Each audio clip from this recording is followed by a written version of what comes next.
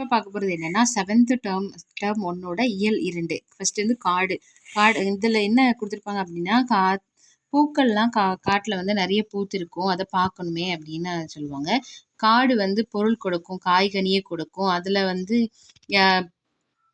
நல்ல ஜாலியாக இருக்கணும் அப்படின்னு சொல்லி அந்த சொல்கிறாங்க. அப்புறம் ப்ளஸ் குளிர்ந்த நிழலும் கொடுக்கும்னு சொல்கிறாங்க. குரங்கு வந்து அதில் குடியிருக்கும், கொம்பில் வந்து கனியை பறிக்கும், மரங்கள்லாம் வெயிலில் மறைச்சி நிழல் நமக்கு தரும். வழியில் கூட எதாவது அடர்ந்த மரங்கள் காடுகள் இருந்துச்சுன்னா அது வந்து தடையாக இருக்கும். அப்புறம் பச்சை மயில் வந்து நல்ல நடனம் ஆடும், பன்றி வந்து கிளடும், இதை பார்த்து நச்சரம் வந்து பயந்து போகும், நரியெல்லாம் ஊளையிடும், அதிமதுர தழையை யானைகள் தின்றபடி புது நடை போடுமா, பூங்குயில் கூவுமா, சிங்கம் புலி கரடி சிறுத்தை விலங்கினங்கள் எங்கும் தெரியுமா. இந்த சிங்கம் புலி கரடி சிறுத்தை எல்லாமே அங்கங்கே தெரியும் அப்படின்னு சொல்கிறாங்க. இந்த பாவகை வந்து கிளிக்கனி பாவகையை சார்ந்து. இது எழுதுனது யார் அப்படின்னா சுரதா. இந்த சுரதாங்கிற நேம் எப்படின்னா ஃபுல் நேம் என்னன்னா சுப்புரத்தின தாசன் அப்படிங்கிறது. சுப்புரத்தின தாசன் எதுக்காக வந்திருக்கோம் அப்படின்னா, இவர் வந்து பாரதிதாசன் மேலே ரொம்ப வந்து ஈர்ப்பாக இருப்பாங்க. அதாவது அவங்களோட பற்று, அவங்க மேலே நல்ல பற்று இருக்கும். ஸோ பாரதிதாசனோட இயற்பெயர் அப்படி என்ன அப்படின்னா கனக சுப்பு ரத்தினம். ஸோ அதுலேருந்து அந்த சுப்பு ரத்தினத்தை மட்டும் எடுத்து சுப்பு ரத்தினத்தோட தாசன் அப்படின்னு சொல்லி வச்சுருப்பாங்க. ஸோ இப்போ நூல்வெளியில் அதான் நம்ம கொடுத்துருப்பாங்க பாருங்கள். ஸோ இவரோட இயற்பெயர் அப்படின்னா ராசகோபாலன். இவரை ஏன் சுப்புரத்தினதாசன் வச்சுருப்பாங்க அப்படின்னா, பாரதிதாசன் மீது மிகுந்த பற்று கொண்டிருந்ததுனால. அதோட சுருக்கம் தான் சுரதா. இப்போ இவங்களை வந்து இன்னொரு ஊமை கவிஞர், இதுக்கு முன்னாடி நம்ம 2 கவிஞர் படிச்சிருக்கோம். ஒன்று காந்திய கவிஞர் யாருன்னா நாமக்கல் கவிஞர், அதுக்கப்புறம் பகுத்தறிவு கவிராயர் யாரு, உடுமலை நாராயணகவி. அடுத்ததான் நம்ம பார்க்கறது ஊமை கவிஞர் சுரதா. புரட்சி கவிஞர் வந்து யாரை சொல்லுவாங்கன்னா பாரதிதாசன். பாவேந்தரும் பாரதிதாசன் தான். அப்புறம் இது வந்து கிளிக்கனி வகையை சார்ந்தது. எதுக்காக அப்படின்னா கிளியேன்னு அந்த இதில் ஒவ்வொரு இதுவும் கிளி பேசுகிற மாதிரி சொல்லியிருப்பாங்க. ஸோ அதனால் கிளிக்கனி வகையை சார்ந்தது. காடுகளுக்கு நிறைய பேர் இருக்குது. இதை கொஞ்சம் ஒரு 2-3 தடவை பார்த்து நம்ம மைண்டில் செட் பண்ணிக்கோங்க நீங்களே. கால், கான், கானகம், அடவி, அரண், ஆரணி, புறவு, பொற்றை, பொழில், தில்லம், அழுவம்னா கடல்னு கூட நம்ம படிச்சிருப்போம். அழுவம், இயவு, பழவம், முளரி, வல்லை, விடர், வியல், வனம்னா உங்களுக்கு தெரிஞ்சிருக்கும். முதை, மிளைனா விலங்கு பேரும் மிளைன்னு பார்த்துருப்போம். இரும்பு, ஏன்னா இந்த இரும்பு இல்லை, இது இரும்பு, சுரம், பொச்சை, பொதி, முளி, அரில், அரல், பதுக்கை, கணையம். ஸோ கணையம் நம்ம வயிற்றில் இருக்கிற கணையம் அந்த ஸ்பெல்லிங்கில் தான் இருக்குது. ஸோ கணையம்னாலும் காடு தான். அடுத்தது பாரதியாரோட பாடல்கள். பாரதியார் பாடல்கள் ஏன் வந்திருக்கு அப்படின்னா, பாரதிதாசன் வந்து பாரதியார் மேலே ரொம்ப ஈர்ப்பு வச்சு தான் பாரதிங்கிற பேரை வச்சுருப்பாங்க. ஸோ நெஞ்சில் உரமின்றி நேர்மை திறமுமின்றி வஞ்சனை சொல்வாரடி கிளியே வாய்ச்சொல்லில் வீரரடி. கிளியேன்னு வந்தால் சுரதா பாட்டு மட்டும்தான் இல்லை, நெஞ்சில் உரமின்றி அந்த ஒரு மாதிரி தைரியமாக பேசுவாங்க பாருங்க, அந்த மாதிரியான வார்த்தைகள் வந்து பாரதியார்ட்ட மட்டும் தான் வந்திருக்கும். நெஞ்சில் உரமின்றி நேர்மை திறமுமின்றி வஞ்சனை சொல்வாரடி கிளியே வாய்ச்சொல்லில் வீரரடி. கூட்டத்தில் கூடி நின்று கூவி பிதற்றலின்றி நாட்டத்தில் கொள்ளாரடி கிளியே நாளில் மரப்பாரடி. பாரதியாரோட பாட்டு. அதில் இருக்க சரியான விடைகளை பார்த்துலாம். வாழை கன்றை என்ன செய்ய வழங்கியது தந்ததெல்லாம் கிடையாது, ஈன்றது. காடெல்லாம்னா பிரிச்சிருந்தா காடு ப்ளஸ் எல்லாம். கிழங்கெடுக்கும்னா இக்கு ப்ளஸ் கூ ப்ளஸ் ஏ சேர்ந்து கிழங்கெடுக்கும். அப்படியே நிற்கட்டும் அந்த மரம்னு 2வது கொடுத்துருப்பாங்க. இது யார் எழுதியிருப்பாங்கன்னா ராஜமாதாடம். ஜஸ்ட் நம்ம நூல்வெளி மட்டும் பார்க்கலாம். சொல்லும் பொருளும் கொடுத்துருக்காங்க. பரவசம் மகிழ்ச்சி பெருக்கு, பரவசம் ரொம்ப ஜாலியாயிட்டேன், பரவசம். துஷ்டி கேட்டெல்லாம் நமக்கு தெரியும், இறந்தவங்களுக்கு துக்கம் விசாரிக்கிறது. ஸோ ராஜமாதாண்டத்தோட நூல்வெளி பார்த்தலாம். ராஜமாதாடம் ஒரு கவிஞர், இதழாளர், கவிதை திறனாய்வாளர் என. அப்புறம் கொல்லிப்பாவை எனும் சிற்றிதழ்னு நடத்திருப்பாங்க. ராஜமாதாண்டம் ராஜா வந்து கொல்லிப்பாவை அதாவது கொல்லிமலைக்கு ராஜா போயிருப்பாங்க. கொல்லிமலை எங்கே இருக்குது, நாமக்கல்ல இருக்குது. ஸோ கொல்லிப்பாவைக்கு போயிருப்பாங்க ராஜா. அதான் ராஜமாதாண்ட கவிதைகள். ஸோ அங்கே கொங்கு மக்கள் தான் வாழ்வாங்களா. அப்போ ஸோ கொங்கு மக்கள் என்னும் தலைப்பில் நூலாக்கியிருக்காங்க. தமிழ் வளர்ச்சித்துறையில் பரிசு பெற்றவரும் எந்த நூலுக்காக அப்படின்னா கொல்லிப்பாவை ராஜமாதாண்டம் கவிதைகள் நூலுக்காக தமிழ் வளர்ச்சித்துறையின் பரிசு பெற்றவர். தமிழ் வளர்ச்சித்துறையில் பரிசு கொடுத்துருக்காங்க. எதுக்குன்னா ராஜமாதாண்டம் பாரதியார் கவிதைகள் இருக்குது, ராஜமாதாண்டத்துக்கு ராஜமாதாண்டம் கவிதைகள். அப்புறம் நாவற் பழத்துக்கு ஓமையாக கூறப்படுவது கோழிக்குண்டு. அந்த இதை வாசிச்சு தான் தெரிஞ்சிருக்கும். சுட்ட பழங்கள் அப்படின்னா மண் ஒட்டிய பழங்கள் தான் சுட்ட பழங்கள். பேரறியான பெயர் ப்ளஸ் அறியா. மனமில்லா மனம் ப்ளஸ் இல்லை மனமில்லை. நேற்றிரவு சேர்த்து எழுதும்போது நேற்றிரவாக மாறிடுது. ஸோ இந்த விலங்குகள் உலகத்துலேயும் ஒன்றும் ரொம்ப பெரிய அளவில் இம்பார்ட்டன் இல்லை. ஏதாவது களக்காடு முண்டந்துறை புலிகள் காப்பகம் எங்கே இருக்குது அப்படின்னா திருநெல்வேலியில் இருக்குது. களக்காடு புலிகள் காப்பகம். வேறு அங்கே தமிழ்நாட்டில் 2வது மிகப்பெரிய காப்பகம். இது வந்து தமிழ்நாட்டின் தமிழ்நாடு 2வது மிகப்பெரிய காப்பகம். இது எவ்வளோ சதுர அடி அப்படின்னா 895 சதுர கிலோமீட்டர் பரப்பளவு கொண்டது. யானை, புலி, சிறுத்தை, மான், கரடி, காட்டு மாடு போன்ற அரிய விலங்குகள்லாம் அங்கே இருக்குது. இன்னொன்று இங்கே பாருங்கள், ஆசிய யானை ஆப்பிரிக்க யானை 2 இருக்குது. ஆண் யானைக்கு மட்டும்தான் இதில் ஆசிய யானையில் ஆண் யானைக்கு மட்டும்தான் தந்தம் இருக்கும். ஆப்பிரிக்க யானைனா ஆண் யானையாக இருந்தாலும் சரி பெண் யானையாக இருந்தாலும் சரி தந்தம் இருக்கும். ஸோ அடுத்து பார்த்திங்க அப்படின்னா நம்ம சொல்லியாச்சு 2 வகையான யானைகள் இருக்குது. ஆசிய யானை, ஆப்பிரிக்க யானை. ஆசிய யானைக்கு ஆண் யானைக்கு மட்டும் தந்தம் இருக்கும். ஆப்பிரிக்க யானைனா 2க்குமே இருக்கும். இப்போ யானைகள் வந்து எப்போவுமே கூட்டமாக தான் இருக்கும். ஒரு பெண் யானை தான் அதுக்கு ஹெட்டாக இருப்பாங்க. தண்ணீர் மற்றும் உணவுக்கு தான் அது இடம்பெயர்ந்து போகும். ஒரு நாளைக்கு ஒரு யானை வந்து 250 கிலோ புல், இலை, தழைகளை உணவாக எடுத்துக்கொள்ளும். 65 லிட்டர், நம்ம 2 லிட்டர் குடிக்கிறதே கஷ்டப்படுதோம், இது 65 லிட்டர் தண்ணீர் தேவைப்படும் அதுக்கு குடிக்கிறதுக்கு மட்டுமே. யானை மிகுந்த நினைவாற்றல் கொண்ட விலங்கு, பாசம் நிறைந்த விலங்கும் கூட. அப்புறம் உள்ள நம்ம ஏதாவது மனிதர்களை தாக்கும், நம்ம டிஸ்டர்ப் பண்ணுவாதான் அந்த இடத்துல போய் நம்ம டிஸ்டர்ப் பண்ணும்போது அது வந்து மனிதர்களை தாக்கும். யானைக்கு வந்து கண் பார்வை ரொம்ப குறைவு. கேட்கும் திறலும் மோப்ப ஆற்றலும் மிகுதி. கேட்கும் ஆற்றலும் மோப்ப ஆற்றலும் மிகுதி. அப்புறம் அதுக்கடுத்து கரடி இருக்குது. கரடியை பார்க்க முன்னாடி பாக்ஸ் பார்த்துடலாம். தமிழ்நாட்டில் வனக்கல்லூரி எங்கே இருக்குது அப்படின்னா கோவை மாவட்டம் மேட்டுப்பாளையத்தில் இருக்குது. கோவை மாவட்டம் கோவையில் மேட்டுப்பாளையம். அடுத்தது கோவையில் இன்னொன்று இருக்குது. கோவையில் 2 இருக்குது. இன்னொன்று தமிழ்நாடு வேளாண்மை பல்கலைக்கழகம் இளநிலை வனவியல், முதுநிலை வனவியல், அங்கே மட்டும்தான் அங்கே அந்த பதிப்பு இருக்குது. கோவையில் உள்ள தமிழ்நாடு வேளாண்மை பல்கலைக்கழகத்தில் இளநிலை வனவியல், முதுநிலை வனவியல் படிப்புகள் அங்கே இருக்குதுன்னு சொல்கிறாங்க. அடுத்தது நம்ம கரடி பார்ப்போம். கரடி வெறும் ஒரு அனைத்து உண்ணின்னு சொல்கிறாங்க. பழங்கள், தேன் போன்றவற்றை உண்பதற்காக மரங்களில் ஏறும். உதிர்ந்த பழங்கள், காய்கனிகள், புற்று, ஈசல் எல்லாத்தையுமே உண்ணும். கரையான் அதற்கு மிகவும் பிடித்த. கரையான் வந்து யாருக்கு பிடிக்கும்னா கரடிக்கு ரொம்ப பிடிச்சமான உணவாம். கரடிக்கு மேலே நிறைய அடர்ந்த முடிகள் இருக்கும். அது எதுக்காக அப்படின்னா தேனீக்களிலிருந்து அந்த உடலை பாதுகாக்க. நல்ல வளர்ந்த முடி 160 கிலோ வரைக்கும் இடம் இருக்குமா. அடுத்தது பார்த்தோம்னா புலி வந்து இரவில் மட்டும்தான் வேட்டையாடும் தன்மை கொண்டது. அதுக்காக நம்ம புலியை பார்க்காம டே டைமில் போய் பார்த்தா ஒன்றும் பண்ணாதுன்னு நினைக்கக்கூடாது. பசியாக இருந்தால் எப்போனாலும் சாப்பிட்றோம். புலி இரவில் மட்டுமே வேட்டையாடும் தன்மை கொண்டது. ஏன்னா இரவில் தான் யாருமே டிஸ்டர்ப் பண்ணுறதுக்கு ஆள் இருக்காது. அதனால் அது போய் ஈஸியாக கேப்சர் பண்ணிடலாங்கிறதுக்காக வேட்டையாடுமா இருக்கும். புலிகள் தனித்து வாழ்வுதான் இயல்புடையது. குறிப்பாக இந்த இதுக்குள்ளே நான் மட்டும் தான் இருப்பேன், அடுத்ததுக்குள்ளே நீ இருந்துக்கோ அப்படின்னு அவங்களுக்குள்ளே ஒரு செட்டப் வச்சுருவாங்களாம். புலிகள் தனித்து வாழும் இயல்புடைய குறிப்பிட்ட எல்லைக்குள் ஒரு புலி மட்டுமே இருக்கும். கருவற்ற புலி 90 நாளில் 2 அல்லது 3 குட்டி, அதாவது 90 நாள் அப்படின்னா 3 மாதம்தான். 3 மாதத்தில் 2 இல்லை 3 குட்டி போட்டுரும். 2 ஆண்டுகள் வரைக்கும் அது கூட வச்சு வளர்க்கும். நம்ம வச்சு 25 வருஷம் வரைக்கும் வளர்க்குற மாதிரி கிடையாது.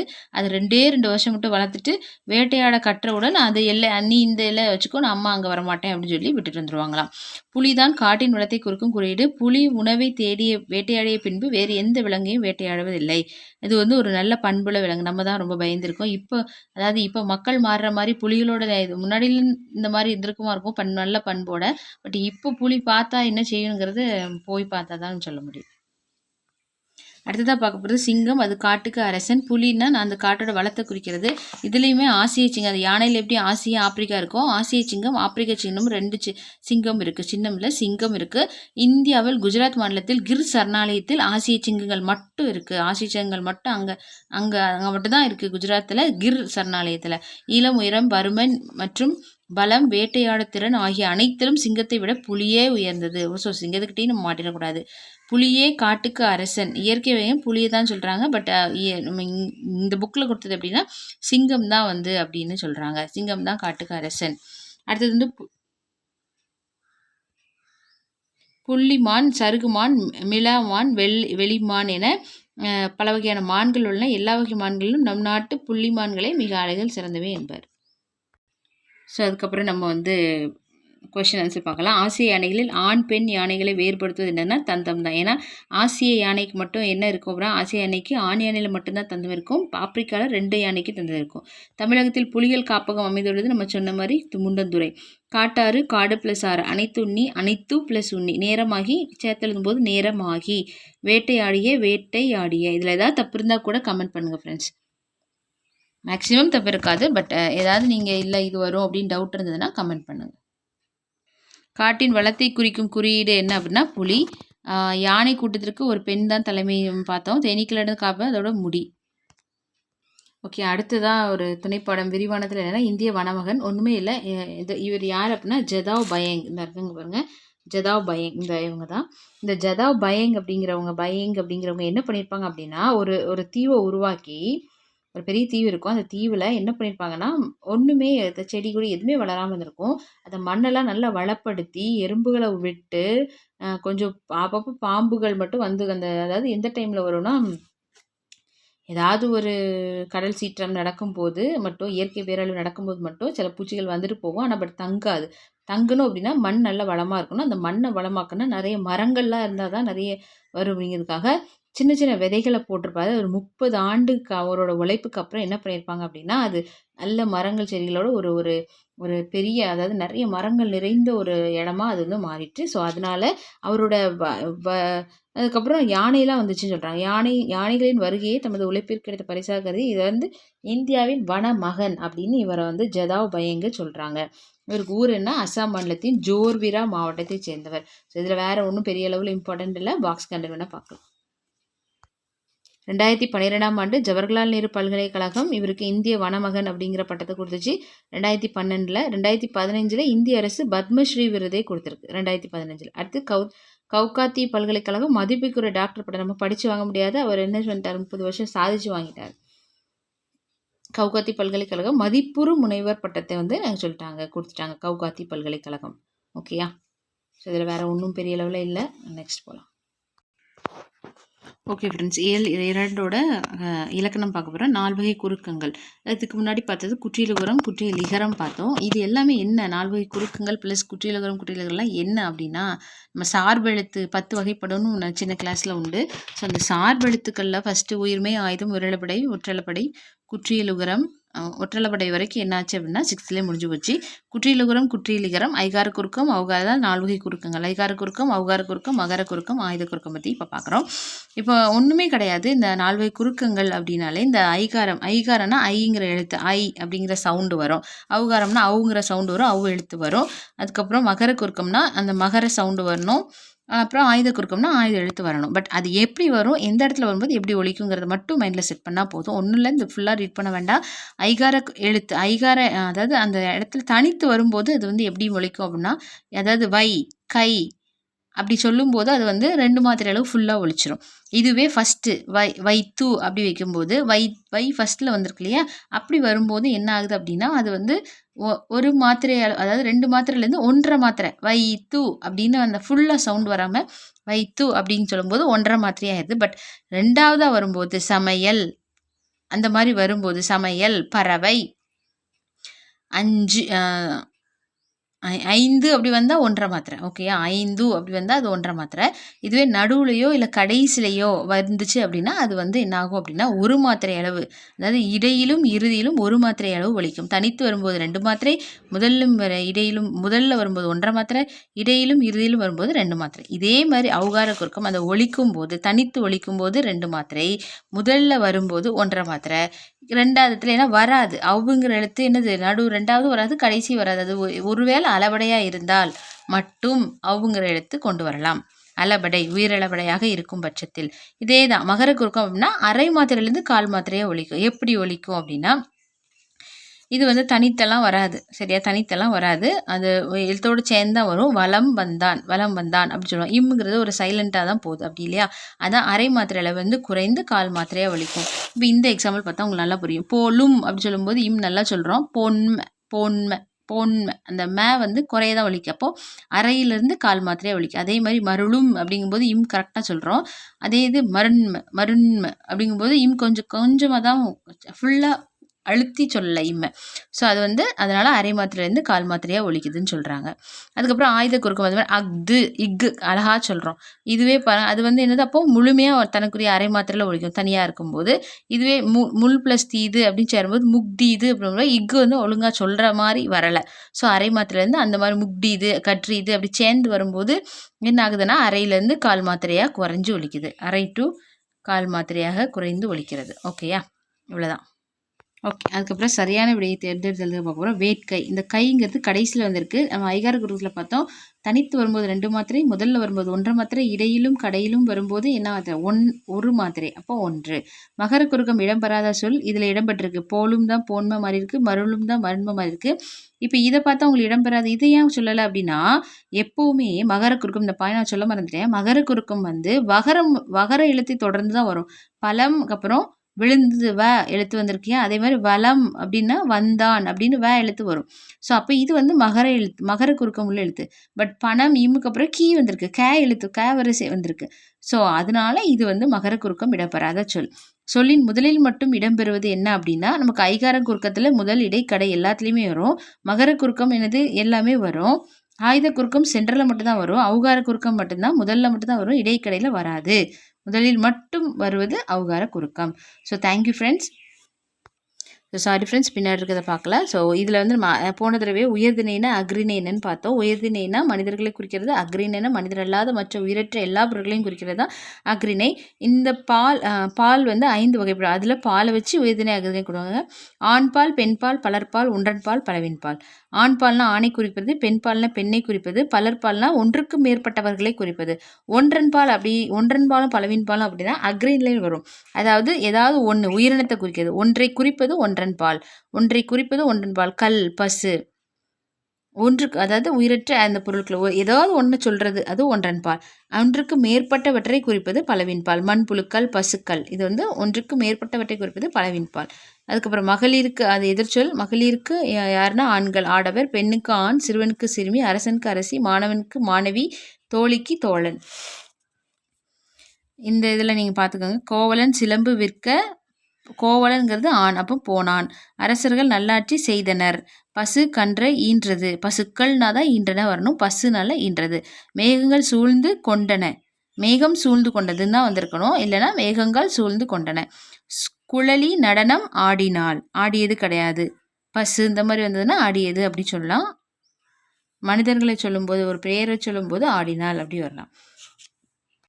ஸோ இப்போ இயல் 2ஓட கலைச்சொல் பார்க்க போகிறோம். ஐலாண்ட் அப்படின்னா தீர்வு, நேச்சுரல் ரிசோர்ஸ்னால் இயற்கை வளம், வைல்ட் அனிமல்ஸ்னால் வன விலங்குகள், ஃபாரஸ்ட் கன்சர்வேட்டர் அப்படின்னா வன பாதுகாவலர், பேரபிள் அப்படின்னா ஓமை, இதனால் ஞாபகம் வச்சுக்கோங்க, மைண்டில் செட் ஆகாது.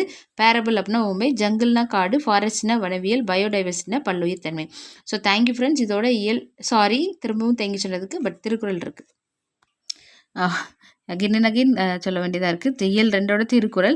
இப்போது ஒழுக்காராமை கொள்க ஒருவன் தன் நெஞ்சத்து அழுக்காறு இல்லாத பொருள். அதாவது ஒழுக்காராமை கொள்க ஒருவன் தன் நெஞ்சத்தில், ஒழுக்கம் அப்படின்னா நெஞ்சில் பொறாமை, நெஞ்சத்தில் ஒருவன் தன் நெஞ்சத்தில் அழுக்காறு பொறாமை இல்லாத இயல்பு இருந்துச்சு அப்படின்னா அவன்தான் ஒழுக்க நெறியாக கொண்டு வாழ வேண்டும். ஒருவர் தன் நெஞ்சில் பொறாமை இல்லாத குணத்தையே ஒழுக்க நெறி, அதாவது தன் நெஞ்சில் பொறாமை இல்லாத குணத்தோட வச்சு அதான் ஒழுக்கம் அப்படின்னு நம்ம வாழணுமா. ஒருவன் தன் நெஞ்சில் பொறாமை இல்லாத குணத்தையே ஒழுக்க நெறியாக கொண்டு வாழ வேண்டும். ஒழுக்காரா கொள்க ஒருவன் தன் நெஞ்சத்து அழுக்காறு இல்லாத. இது ஒரு தடவை கேட்ட மாதிரி ஞாபகம் இருக்குது. அவ்விய நெஞ்சத்தான் ஆக்கமும், ஆமாம், செவ்வியான் கேடும். யாரோட கேடு நினைக்கப்படும் அப்படின்னு ஆராயப்படும் அப்படின்னு கேட்டாங்க அப்படின்னா அவ்விய நெஞ்சத்து ஆக்கமும் செவ்வியான் கேடும். பொறாமை கொண்டவனுடைய செல்வமும், அதாவது ஆக்கம்னா செல்வம், பொறாமை இல்லாதவனுடைய வறுமையும், செவ்வியான் கேடும் சான்றோளால் ஆராயப்படும். அவ்விய நெஞ்சத்தான், இது ரொம்ப இம்பார்ட்டண்டான குறள். இது ஒரு தடவை கட்டாயம் கேட்டிருந்தாங்க, நல்ல ஞாபகம் இருக்குது. யாரால் ஆராயப்படும் அப்படின்னா சான்றோரால் ஆராயப்படும். அவ்விய நெஞ்சத்தான் ஆக்கமும் செவ்வியான் கேடும் நினைக்கப்படும். யாரால்னா சான்றோரால் ஆராயப்படும். பொறாமை கொண்டவனுடைய செல்வம், பொறாமை இல்லாதவனுடைய வறுமையும் சான்றோரால் அடையப்படும். புறங்கூறாமை கண்ணின்று கண்ணற சொல்லினும் சொல்லற்க முன்னின்று பின்னோக்க சொல். அதாவது ஒருவருக்கு நேராக இருந்து நம்ம வந்து ஒருத்தரை பற்றி பழி சொன்னாலும் பரவாயில்ல, அவனுக்கு போனதுக்கப்புறம் அவனை பற்றி அவன் இல்லாத டைமில் தப்பிச்சிடக்கூடாது, புறங்கூறக்கூடாது. அதாவது கண்ணுக்கு நேராக கண்ணின்று கண்ணற சொல்லினும் சொல்லற்கு அப்படி கூட சொல்லிட்டு போ, முன் நின்று பின் அவன் இல்லாதப்ப நீ பின்னாடி சொல்லாத. நல்லது தான் இது. அதாவது ஏதிலார் குற்றம் போல் தம் குற்றம் காண்கிற்பின் தீதுண்டோ மண்ணும் உயிர்க்க. பிறருடைய குற்றத்தை பார்க்காத மாதிரி நம்ம குற்றத்தையும் நம்ம பார்த்தோம் அப்படின்னா நம்ம வாழ்வில் என்னதான் இல்லை, கஷ்டமே இல்லை. Okay, next. அருள் செல்வம் செல்வத்துள் செல்வம் பொருட்செல்வம் பூரியார் கண்ணும் உள்ள. அருளாகிய செல்வம் தான் ரொம்ப சிறந்த செல்வம். பொருட்செல்வம் யார்கிட்டனாலும் இருக்கும், அவன் கேடு பண்ணி கூட அந்த காசு என்ன செஞ்சிருப்பான், சம்பாதிச்சு வச்சிருப்பான். ஆனால் அது வந்து ரொம்ப காலத்துக்கு நிலைக்காதுன்னு திருவள்ளுவரே சொல்லியிருப்பார். வலியார் முன் தன்னை நினைக்காதவன் தன்னின் மெலியான் முன் செல்லும் இடத்து. அதாவது ஒருவன் தன்னை விட மெலிந்தவரை துன்படுத்தும் போது தன்னை விட வலிமையுடையவரின் முன் தான் அஞ்சு எப்படி இருப்போம். நான் ஒருத்தரை கஷ்டப்படுத்த முன்னாடி நம்மளோட பெரிய ஆள் ஒரு ஆள் கட்டாயம் இருப்பாங்க, அப்படிதானே? அப்போ அவங்க முன்னாடி நம்ம எப்படி இருப்போங்கிறத யோசிச்சு பார்க்கணும் அப்படி சொல்றாங்க. வலிமையுடையவரின் முன் தான் அஞ்சி நிற்கும் நிலையை எண்ணி பார்த்தல் வேண்டும். அதுக்கப்புறம் வாய்மை எனப்படுவது யாதனின் யாதனும் தீமை இல்லாத சொல்லல். வாய்மை அப்படின்னா என்னது சொல்றாங்கன்னா, யாருக்குமே தீங்கு தராத சொற்களை சொல்றது தான் வாய்மை. அதுக்கு தென்னஞ்சு அறிவது பொய்யற்க பொய்த்த பின் தன்னெஞ்சே தன்னை சுடும். தன் நெஞ்சு அறிஞ்சு ஒருத்த போய் சொல்லவே கூடாது, அப்படி கூறுனா அவன் நெஞ்சே அவனை சுடும் அப்படின்னு சொல்றாங்க. உள்ளத்தால் பொய்யாது ஒழுகின் உலகத்தார் உள்ளத்தில் எல்லாம் உழை. உள்ளத்துல பொய் இல்லாம வாழ்றவன் தான் உலகத்துல இருக்க எல்லாரோட மனசுலயும் இருப்பான் அப்படி சொல்றாங்க. இயற்றலும் இதுவும் ஒரு முக்கியமானது, ஒரு அரசருக்குள்ள இந்த கான்செப்ட்ல இது வரும். இயற்றலும் ஈட்டலும் காத்தலும் காத்த வகுத்தலும் அல்லது, அதாவது ஒரு சட்டத்தை நம்ம இயற்றி இது வழியிலே சொல்ல பொருள் வரும் வழிகளை அறிதலும் அவ்வழிகளில் பொருட்களை சேர்த்துறாங்க, ஈட்டிடுறாங்க. அதை பாதுகாக்கவும் செய்யணும். அந்த காத்த பொருளை பயனுள்ள வகையில் திட்டமிட்டு செலவிடணும். அதுதான் ஒரு அரசின் சிறந்த செயல் அப்படின்னு சொல்கிறாங்க. ஸோ அதுக்கப்புறம் திருக்குறள் நூல்வழி பார்த்துருவோம். இது நமக்கு ரொம்ப ஃபெமிலியராக இருக்கும் அப்படி தானே. 2000 ஆண்டுகளுக்கு முற்பட்ட வந்தவர் தான் திருவள்ளுவர். இவருக்கு திருவள்ளுவர் ஆண்டு கணக்கு பண்ணோம் அப்படின்னா இப்போ 2026 கூட என்ன பண்ணோம், 31 ஆட் பண்ணிக்கிட்டிங்கன்னா இப்போ 6 7 5 2057 தான் இப்போ உள்ள திருவள்ளுவர் ஆண்டு அப்படின்னு நம்ம சொல்லணும். ஒரு 31 ஆட் பண்ணிக்கிட்டா போதும். ஸோ ஓகே, இவர் என்னென்ன பேர் உண்டுன்னா, முதல் பாவலர், பொய்யில் புலவர், சென்னாப்போதை, இன்னும் நிறைய பேர் இருக்குது, நம்ம லேட்டராக புக்ஸில் பார்க்கலாம். இப்போ இதில் இருக்கிறது மட்டும் நல்லா மைண்டில் செட் பண்ணிக்கோங்க. முதல் பாவலர், பொய்யில் புலவர், சென்னாப்போதர். தமிழ் நூல்களில் திரு என்னும் அடைமொழியோடு வருகின்ற முதல் நூல் திருக்குறள் தான். திருக்குறள் அப்படிங்கிற அடைமொழியோடு வர்றது என்னது அப்படிதான் திருக்குறள் தான். அறத்துப்பால், பொருட்பால், இன்பத்துப்பால் என 3 பகுப்புகளை உடையது. அறம் 38, பொருள் 70 பொருள் வச்சிருக்கேன்னு வச்சுக்கணும். 25 வயசுல இன்பமா இருந்துட்டு போயிடணும். 25 வயசுல அதாவது வேலையை வாங்கிட்டு ஜாலி தானே, அதுதான் 25 வயசுல இன்பமா இருக்கணும்னா படிக்கணும்.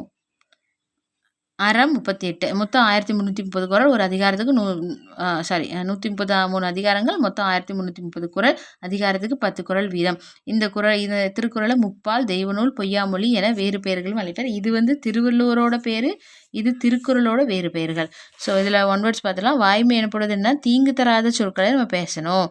டேஷ் செல்வம் சான்றால் அறியப்படும், பொறாமை இல்லாதவனுடைய செல்வம், பொறாமை இல்லாதவனோட வறுமை, பொறாமை உள்ளவனுடைய செல்வம் சான்றோல் அறியப்படும். பொருட்செல்வம் பொருள் பிளஸ் செல்வம். யாதனின் யாது பிளஸ் எனின், தன் பிளஸ் நெஞ்சு, இந்த ஒன் வேர்ட் கேட்டிருந்தாங்க. தன் நெஞ்சு. தீது உண்டோ, தீது பிளஸ் உண்டோ, தீதுண்டோ.